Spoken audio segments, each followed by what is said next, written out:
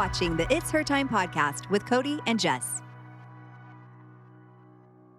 Welcome back to the It's Her Time podcast. My name is Cody Sanders, and I'm a holistic health practitioner and functional nutritionist. Now, as a holistic health practitioner, my focus is helping people be able to take care of their whole health. So, of course, I'm super passionate about our physical health, but I'm also equally passionate about our mental health and our spiritual health.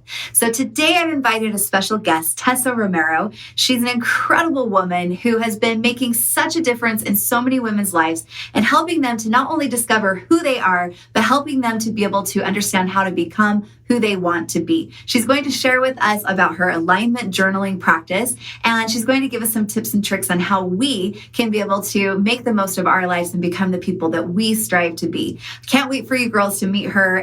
But before we get into this conversation, let's go ahead and join Jess for a Mixers Girls Say.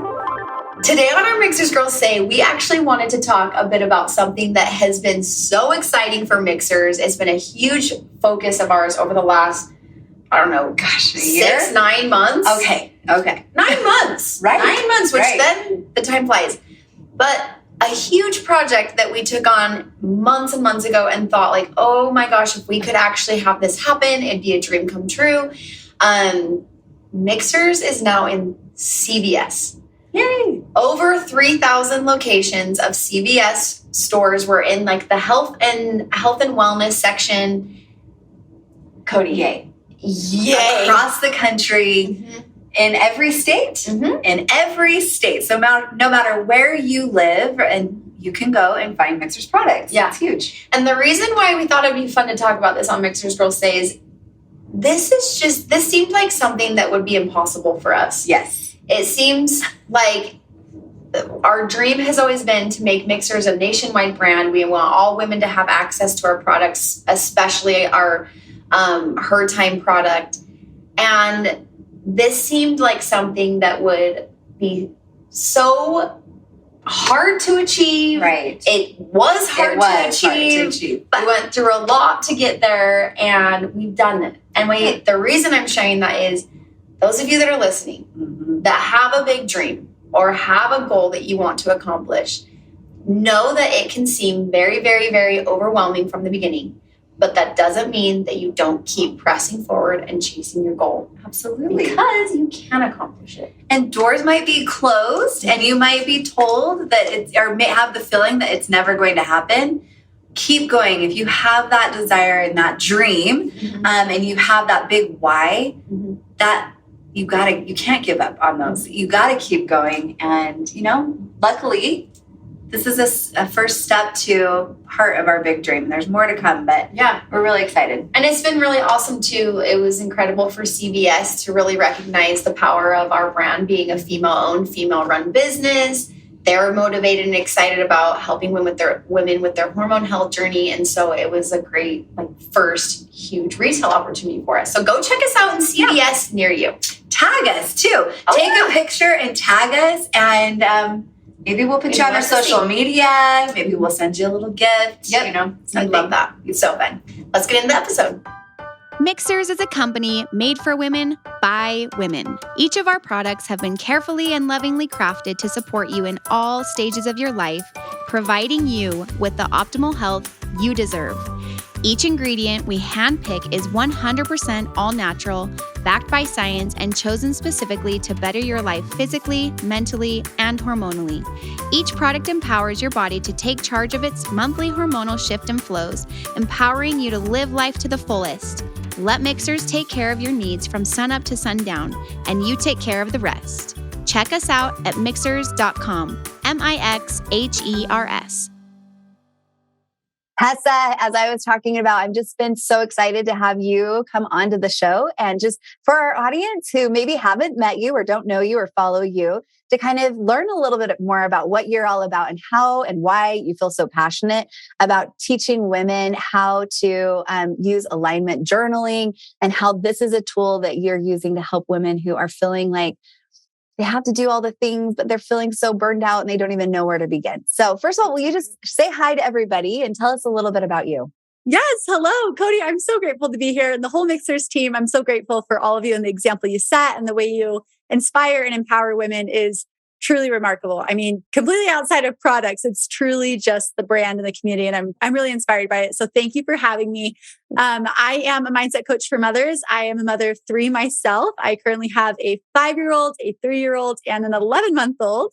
All boys, all great. They are the cutest. I got to meet them and your husband, and I was like, oh, they're so cute. You know, yes. I mean, they're just adorable. And obviously, I told my husband yesterday, I'm like, if they're just this cute, how do you ever expect me to stop asking for babies? I know. They're so cute. Hey, keep giving those gifts to the world because you make some really cute babies. Oh, thanks. Thank you. So in the mindset, I'm also a wife, almost of 10 years we've been married. And he is just so special to me in so many ways. And he has been through my entire journey from the very beginning to now. So he can really see how this mindset work works for me as a mother and as a woman in general. Maybe someone's listening here and you don't have kids or you're not married. Mindset work is for everybody. It really is for everyone. If you think something, you have a mindset. Let's work on it. Right. Yes. So, you have a brain, you need mindset work. Yes, exactly. Exactly. So in the content that I create, I love teaching women how to change their mindset because we can be told all day long, oh, you just need to think differently. You need to change your mindset. You need to look at things different. And until you've been really taught how to do that and even shown examples of what that looks like, I mean, really just like the hand-holding stage, right? Yeah. Until you've had that, you're just operating off of the influences you've always had and the conditioning that you've lived with your whole life and what was modeled to you. And that can feel really defeating and discouraging and honestly easy to sit in a position of like, well, it's easier for her because she has a husband or she has kids or she has this upbringing or this resource, when in reality, it's easier because I'm focusing on it. And that's right. That's why I put it into practice. And I just want all women, especially mothers, to have that mentality of I can be exactly who I want to be if I create the conditioning to think that way. And your mind is your servant. So you totally can do it. It just, sometimes your servant talks back and you got to whip that servant into shape. But I love that because it is really empowering. And I think that sometimes we think we're just a victim to our minds and that our minds are going to do what they're going to do based on our history and our conditioning, like you mentioned. But there are some really powerful tools. And I love bringing on guests like you who have figured it out for themselves and then now have so many amazing like tips and tricks to, implement. But Tessa, would you mind just kind of giving us a little back history about, you mentioned that your husband seen you through the beginning of all of this to now. Do you mind sharing a little bit of your story? Sure thing. So where I started from was just the deep pits of anger, anger and resentment. And I had this intense victim mentality at the same time. So it was quite the crap storm to be going through in my mind. And life was happening to me. And my husband did this just to piss me off. And my mom's, of course, doing this because just saying mean things about her in my head, right? And that was where my mind was at all the time. And I was the person saying, well, it must be nice for them. Of course, they can accomplish it and I can't. And I went through a lot of trauma as a kid. I had my fair share of toxic examples in life and relationships. And in that, it was really my first pregnancy. My son, my oldest is 5, that changed everything for me because I looked at the way I was treating my husband. And it just made me sick to my stomach to think of ever treating my son that way or him thinking it's okay for his wife to treat him that way. And I looked at the relationship that I had with my mom. And again, it just felt like, no, like I refuse to have a relationship with my son that looks like this. And at that point in time, that was the only experience I had. Right, right. Like, I don't really know what else this can look like. And very, very fortunate for me, my husband has an exceptional relationship with his mom. They talk pretty much every day. And that used to really bother me. Like, why do you talk to your mom so much? Meanwhile, I don't really ever talk to mine.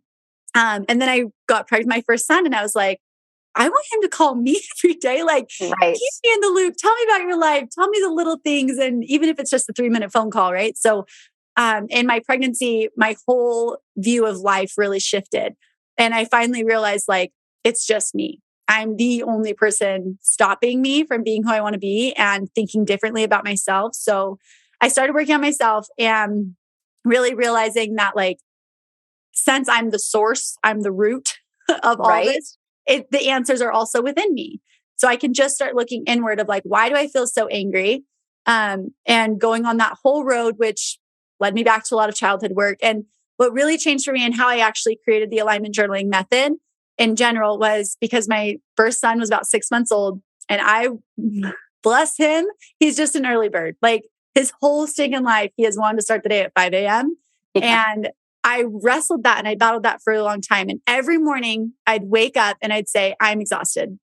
Every single morning I'd wake up, I'm exhausted. And I would just instantly feel like irritated and like, this is going to be the worst day. And I have no energy. And poor me, my son wakes up throughout the night and starts to stay at 5 a.m. And I would go to his room and I'd get him out of bed and I wouldn't greet him the way that I would love to greet a baby. And I knew in my heart that he's innocent. Like I knew that. It's just my mind wanted him to be the problem, not me and my choices and the way I was thinking. So that's what I honestly, just a side note, love about mindset and motherhood the most is because most of us can agree that our kids are innocent. Right. And if your mind is telling you that they're not, there's just something in your heart that doesn't feel right. And you're like, no, but they are doing it to upset me. And they are waking up just to make me mad. And you say it out loud and you're like, I just don't think that's right. Right. It's hard. It's hard to do. It's hard to admit that.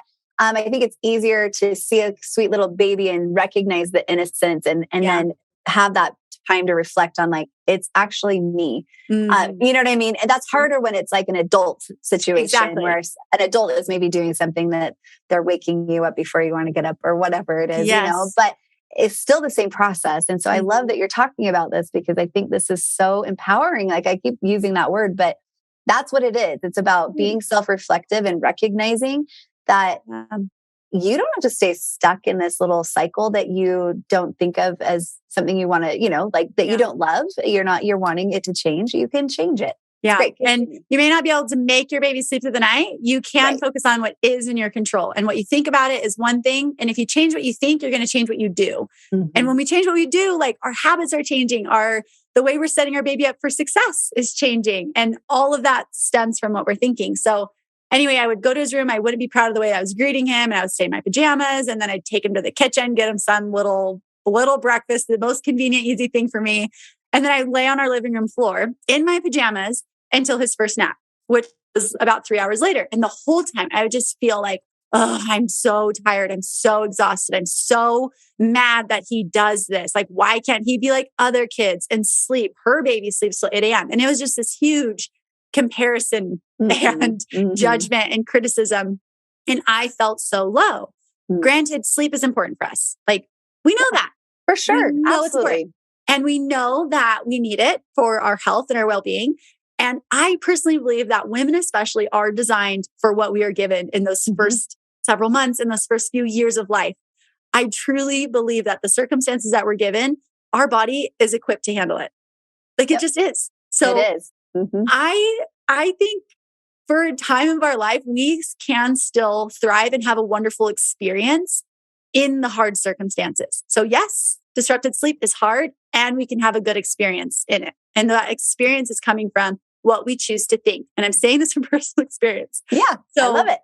There was a day that came and he was about 6 months old.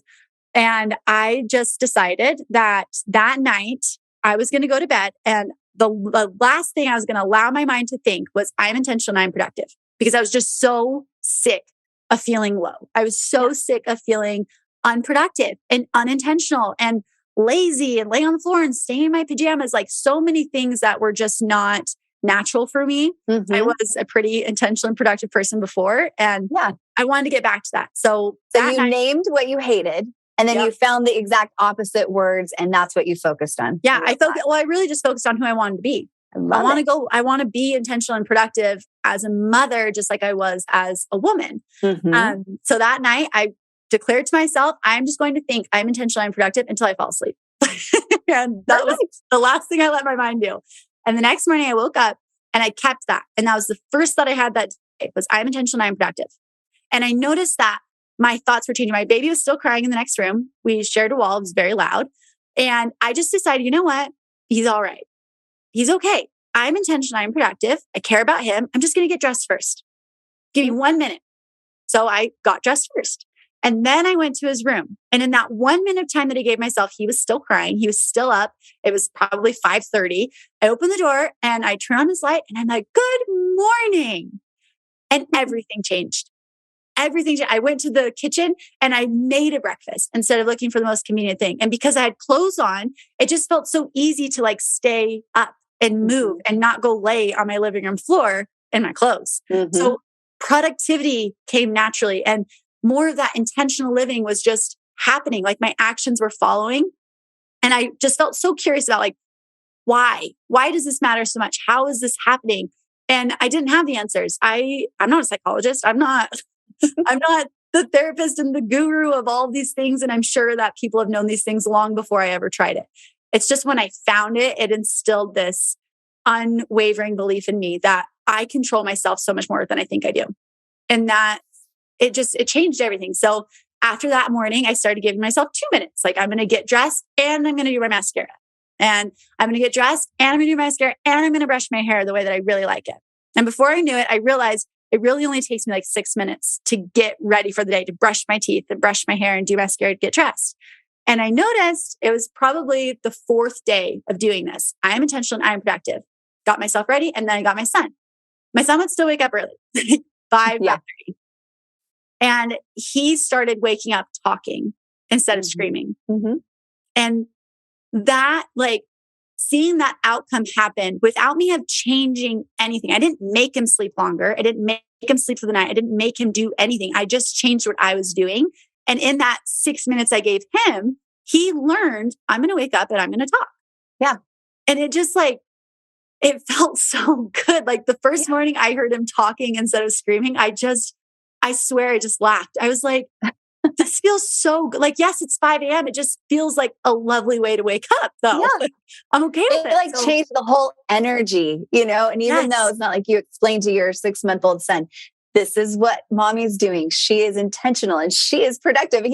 He could feel that and it then comforted him. And I think that's so amazing. The energy just shifted. And from there, like in motherhood, I'm a firm believer that mothers set the tone and create the energy of the home.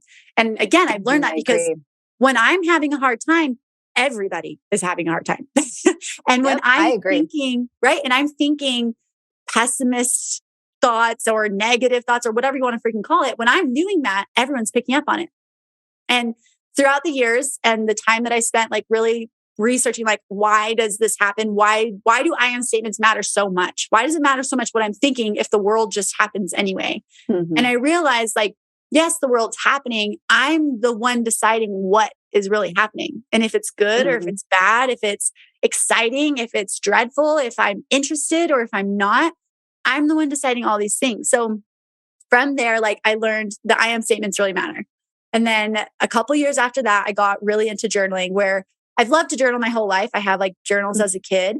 I wouldn't say that I've ever done it intentionally or consistently. Right. It used to be like a brain dump where basically I took the dumpster fire going on in my mind and put it on a piece of paper. And it was a lot of not liking my circumstances and complaining and judging and criticizing. And I would leave the paper feeling like, wow. Yeah. Like you want to burn it. Life is. Yeah. Like I don't love life any more than when I sat down. And I don't love myself any more than when I sat down. So anyway, that's how it all started with me was the one I am statement. I'm intentional, I'm productive. And eventually I wanted to form new habits. I knew journaling's good for you and I had a little bit of experience doing it. And I decided to do it very, very intentionally. And then I created a whole method, alignment journaling out of it when I finally realized that I wasn't the only person that didn't know how to journal. And I'm not the only person that struggles with negative self-talk. And I started sharing on an Instagram that I was journaling every day. And that was the number one message I kept getting was, how do you journal? What do you write? I want to journal. I just don't know what to write about. And I was like, well, I'm going to make a course and I'm going to teach you how to journal. That's awesome. That's so awesome because it is something that you just instinctually figured out, which is so cool. And I think that for anyone that's listening today, I hope that the message that you're getting as we have this conversation is that you need to check in with yourself too. And you're going to get the messages. You're going to get these little nudges of things that will be helpful for you. And I love Tessa's methods and I love Tessa's experience with all of this. And you could, obviously she's created a method that's been very successful for so many people. But we still have to figure out what works best for us. Yeah. But I love leaving our audience. And it's just something that I love it when people give me some actionable steps on the things. So like you were getting on, from your social media, people are like, that's a great idea. I really feel like I should do that. I think that could be really helpful, but I don't even know how to do it. So like I've done brain dumping. I do brain dumping usually in the morning. And I just think, it's just a place for me to put all of my thoughts and everything in here. And then I'm never going to read this again or anything. It's not always it's not a negative experience for me. It's more just like things that have just been going on in my mind. I love that. Taken up, some space that I don't need. But I would like to be more intentional. I would like to be more productive with my journaling. So I can't wait to kind of hear like what it is that you have chosen to be like the most effective parts of this journaling experience. And that's what I'm really excited to share here too. And I think it's a really special episode and you're going to get more out of this episode than what you're going to find in journaling tips on my Instagram or anywhere else. So listen up. Yay. We're sharing the good stuff. Let's break it down a little bit. So when we do a brain dump, right, we're likely putting things like, oh, I'm just so frustrated that this is even happening and shouldn't be going this way in the first place. And they should do this, their part and things, whatever, like, our mind's thoughts. What we're doing when we write it down is reaffirming the thoughts that are actually hurting us the most. And I mean, seriously, if a brain dump helps you and that works for you, go do it. Like there's more than one way to do things. I'm just sharing my personal experience and coaching women for the past 5 years. This is just what I've found to work. So anyway, we're reaffirming basically a mindset that we don't want to have and an identity that's taking us away from the actions we'd like to see ourselves doing. And in that, we're also reaffirming a victim mentality, which is a whole other thing for a whole other day. And it's worth it to just be aware that when we're blaming, complaining, or justifying and believing like, well, this is happening to me, we're just in a state of a victim mentality. And that's a mental state. It's not who you are. It's not who you are. It's a role that we take. It's a mentality that we have. And honestly, it's a coping strategy. It's a way that we cope with hard things. And it's all right that you learn to do that. I'm sure it served me for a very long time through very hard things. And I'm grateful for it. I just know that I'm in a different place in life where I want to know exactly what I'm responsible for, what exactly is in my control. So I can go right over there instead of sitting where it hurts the most. Like I want to be able to help myself. So with journaling, the number one most important thing to do is watch every single I am statement that you use. Like if there's one thing I could just help everyone do in your mind and on a piece of paper and in your language is really be intentional with I am statements. So maybe you're complaining in your journaling. Sure. Go ahead. Just make sure that your I am statement says, I'm capable of overcoming this. I like that. I am an effective communicator. Right. So, and a lot of that takes us to another point of who do you want to be? Because if we just keep reaffirming who we are as a version of us that we don't even enjoy being, we're not going to grow. We're not going to change because change starts within us, within our mind. That's where change comes. If we're just focusing on like, well, I really want to have that habit, but I am inconsistent, you will never form the habit. Yeah. So it's important to pay attention to your mental chatter and understand like those statements like you were doing, like, I'm just so tired and I'm just, all this. Instead, be aware of how many times you're telling yourself what you are. But then you said you really need to get clear on who you want to be. So is that the first step? Yes. And okay, so tell us about that more. Yeah. So I am statements matter so much because they're commands. Your mind does not know the difference between something it thinks happened or something that actually happened. That's why we can confuse memories and make things up and really believe it with our whole heart. Right. Which is so great that our mind can do that. We just want to use that natural way that it is to serve us rather than hurting us. So with alignment journaling or any journaling that you do, you're using I am statements in the vision of who you want to be. Mm-hmm. And maybe right now your mind is like, well, I am inconsistent. If you want to be consistent, who's stopping you from thinking that way about yourself? You. Mm-hmm. Right. You're the only one. Right. Even if someone else were to tell you, Tessa, you're so inconsistent. I could flat out be like, what the heck? I do this consistently and this and this and this. I'm like actually a very consistent person. Right. Right. Yeah. Whatever evidence I want to look for is there. So whatever evidence you want to look for to prove that I am statement to be true, that you are consistent, even if you consistently leave your bed unmade, that's still consistent. You consistently leave it. Right. So it's a matter of what you're willing to look for and getting clear on who you want to be. I wanted to be intentional and productive. So I started saying, I am intentional and I am productive, instead of I am lazy and I am tired and I am exhausted.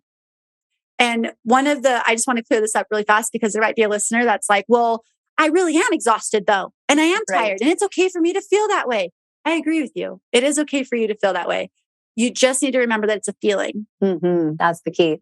It's a feeling. It's not who you are. So you are feeling tired. Right. Mm-hmm. Yes. I feel tired is drastically different than I am tired. And it's worth it to pay attention to your words because words are power and their energy and their commands to the mind. So if you really want to affirm the way you feel, just put the word feel in there and remove the and. So I feel tired. I feel exhausted. I feel angry. I feel upset. Use it. Say it. Mm-hmm. And then know I am capable. I am devoted. I am calm. I am kind. I am gentle. I am nurturing. So that way your actions and your mindset stay in alignment with how you're going to help yourself through the feeling and still show up as who you want to be. So in your journaling, you're focusing on who you want to be and crafting the I am statements to sound like that version of you, to look like that version of you, and really creating this vision of what it looks like to be who you want to be before you've actually done it. It's so exciting. I love your it. mind doesn't know that it hasn't happened if you just write it in present tense, as if you've already done it. Your mind, it doesn't know. You just have to have it emotionalized so you really feel like, I do wake up at 5:30 and it feels so good to pop out of bed and stretch up and walk to my closet and get dressed. And you put the detail and you emotionalize it. And before you know it, it actually starts happening, not because all of a sudden everything got easier. Right. The same obstacles are still there. It's because your mind starts thinking like, well, this is who I am. I'm a morning person, right? And then our actions start changing. We start going to bed a little bit earlier. We drink some more water throughout the day, right? We have a bedtime routine that we actually feel excited about. And when the alarm goes off, or maybe you notice like, wow, I'm waking up without an alarm. Like these things, these outcomes start happening because our actions changed. And the actions change because who we believe we are changed. Mm-hmm.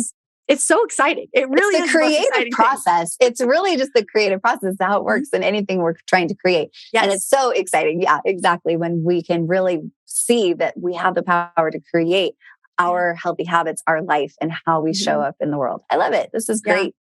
Yeah. And even with mixers, if you think about, just the impact your brand has had in more ways than just a product. Like the products are incredible and the events that you host, right? And the way you bring women together and serve other women, and you want to open up the office on Thursdays for people to come in and learn for free. Like that is part of the vision.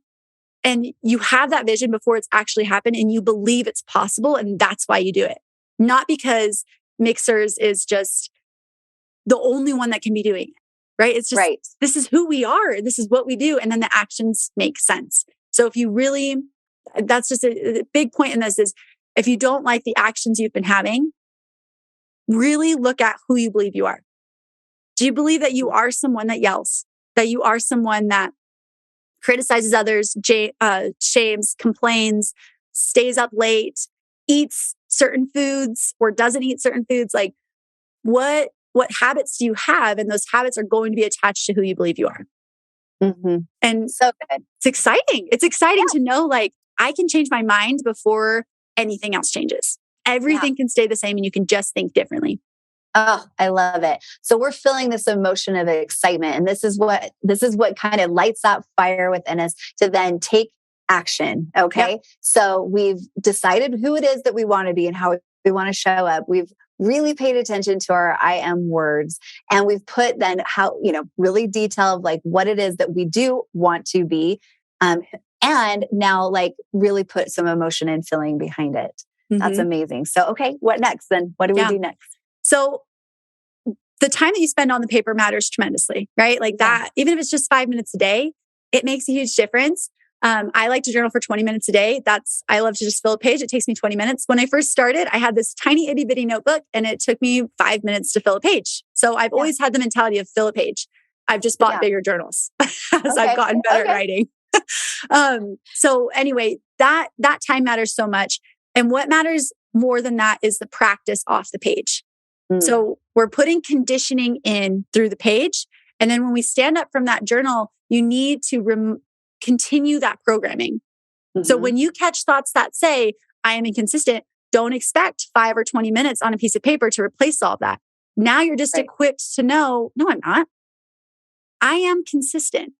I do things very consistently. I do the things that matter most to me consistently.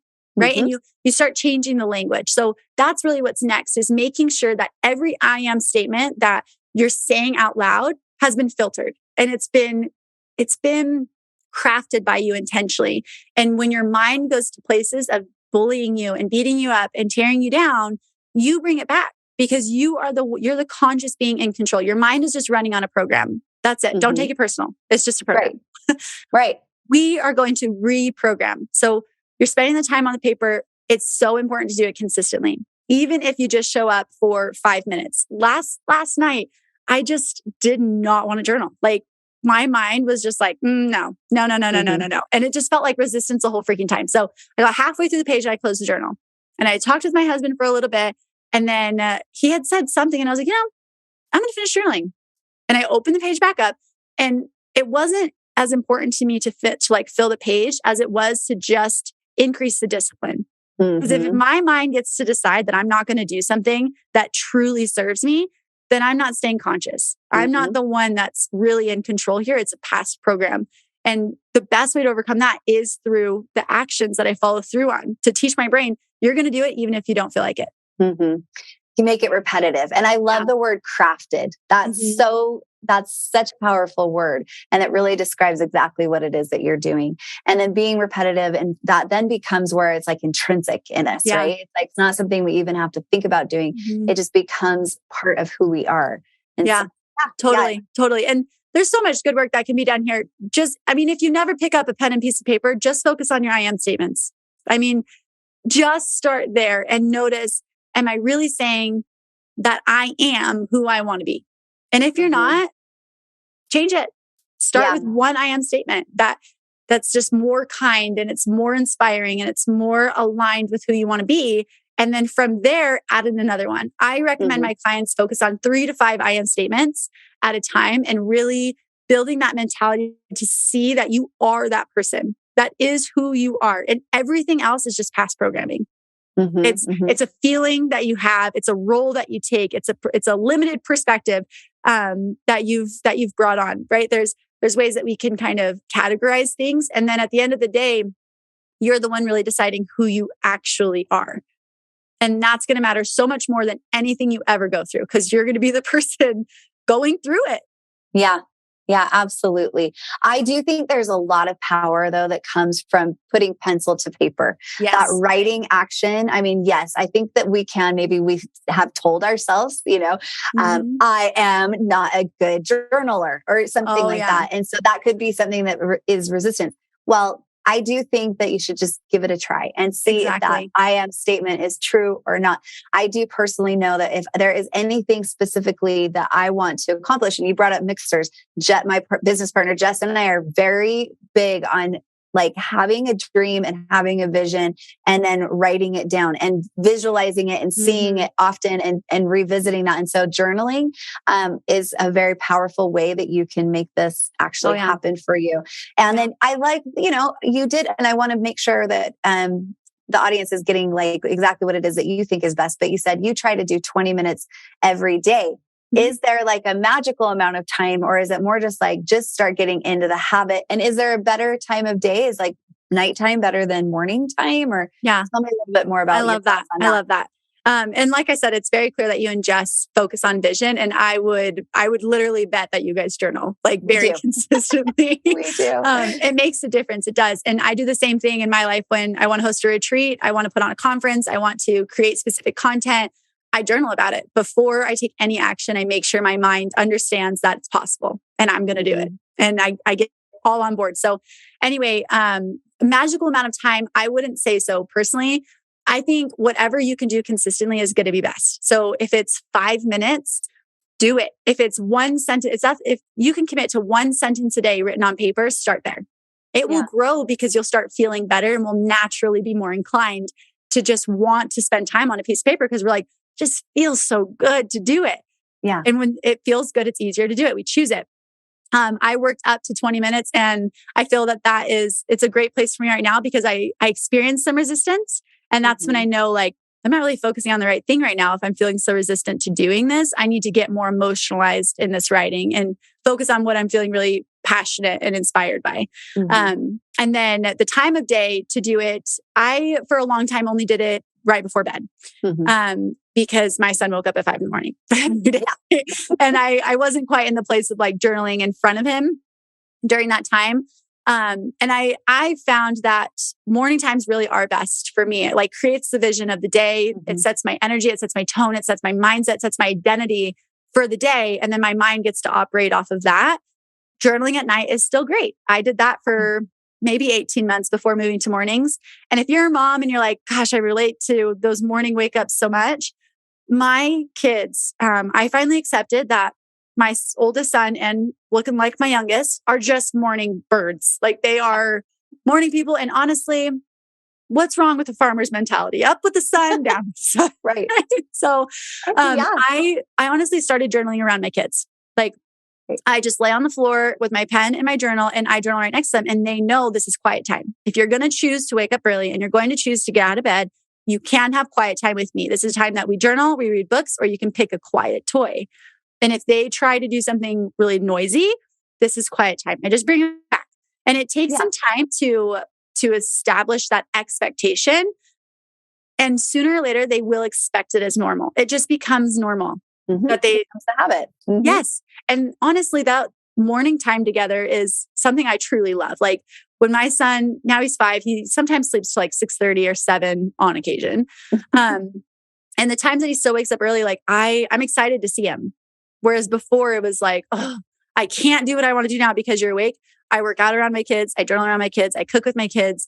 These are all habits that I would love them to have. So I model it. And he's always been interested in writing. And I really think it's because he just sees me write. Like both my boys. So I think it's worth it as a mother to do the thing that seems harder in the moment because it just has so much reward in it. Easier is not always good. Right. Hard isn't bad. Hard isn't bad. So we can do the harder thing of setting that example, bringing them in and just creating a new normal for the home. It's so beautiful, Tessa. I love that you're like raising these boys with these kinds of rituals because these are incredible, like self-help habits and tools so that they're going to know how to process and how to plan and how to create the lives that they are meant to. And I just think that's so beautiful. And I love all of the little phrases that you're having, like hard isn't always bad, good and easy is not always the best, right? It's just like, that's so true. I know our minds and our bodies sometimes will resist anything. We'll always try to find the easy route, but that's not where the growth happens. That's not when the beauty happens. And so be willing to have to know that there's going to be a little time of struggle before it starts becoming like this just natural part of your day that you look forward to. You get up at 6 a.m. and you're excited about it. That might take some time. That's going to take time. Yeah. But it's the same thing in business, right? Like growing a business.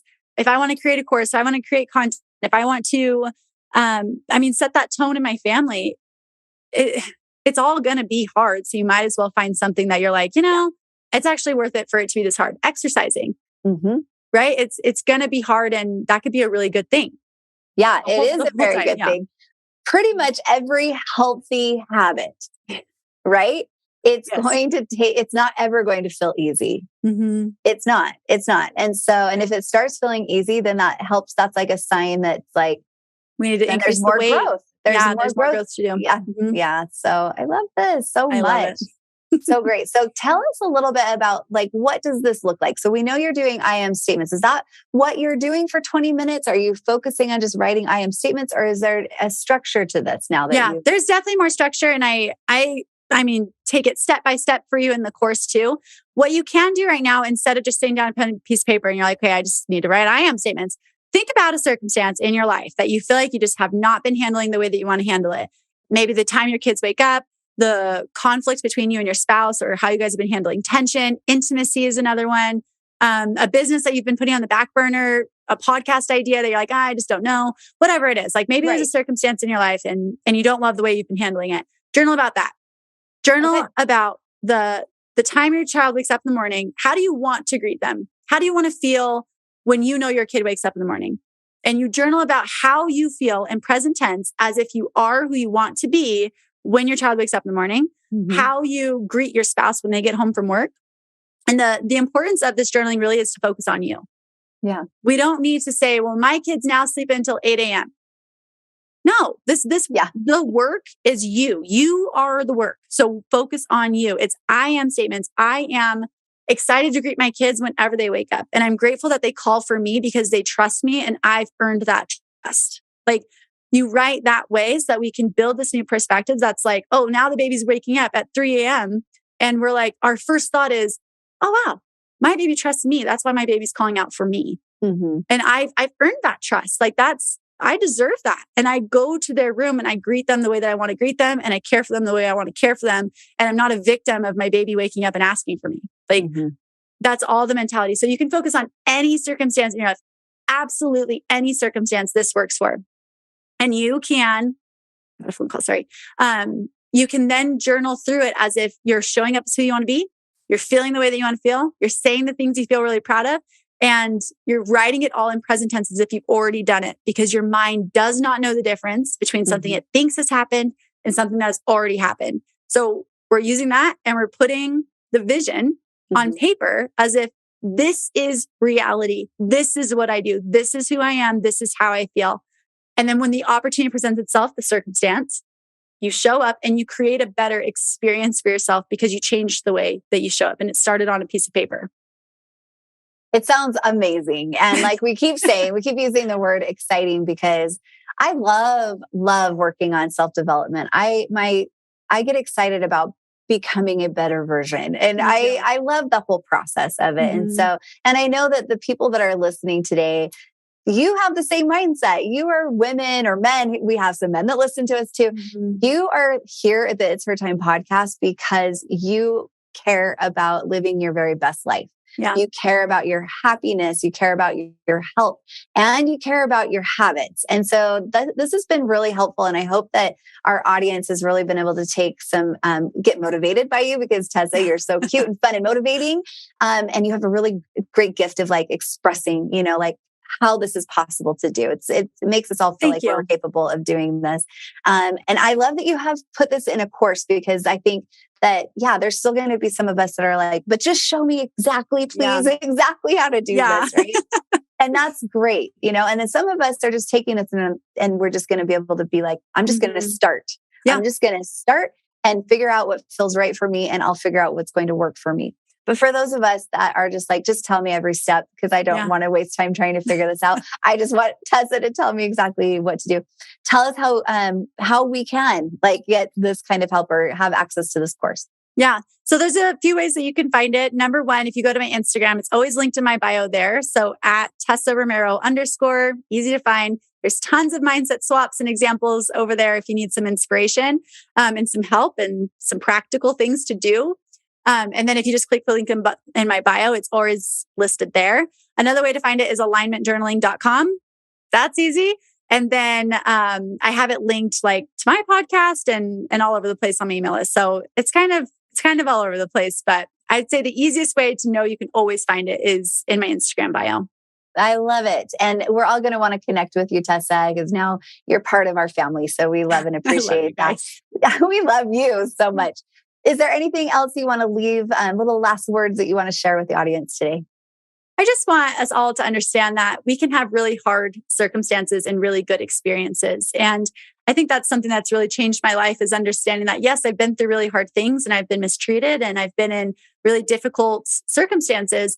And I'm really grateful for all of them because I love who I am now. So maybe you're looking at the things you've been through and you're like, man, well, I wouldn't be who I am if it weren't for all those crappy things that happened to me. Well, those crappy things that happened to you might be some of the very best things that have happened to you, because that's how we shape our devotion and our purpose and our passion, our inspiration, is to know that, I've been through really hard things and I can do really good things and I can make a really big difference. So no matter where you're at in life and what's happened to you, you can create better experiences for yourself if you just think about the circumstances differently. This is the message that I love to share. And Tessa, that was just expressed so beautifully. So thank you for that. That's so true. And I hope that every person that's listening today is just feeling that in their heart and realizing, I call them the worst, best things that happen to us. Yep. And it's all how we frame it. So girls, if you enjoyed this episode, you know what to do, because we always say sharing is caring. We want you to share this episode with girls in your life who are needing a little extra, support and love, and knowing that we are a community that cares. We want to be here to help support each other in living our healthiest and happiest lives. And by doing things like this and creating these healthy habits, that's how we are going to be able to live our absolute best life. So thank you so much, Tessa, for being a guest on the It's Her Time podcast.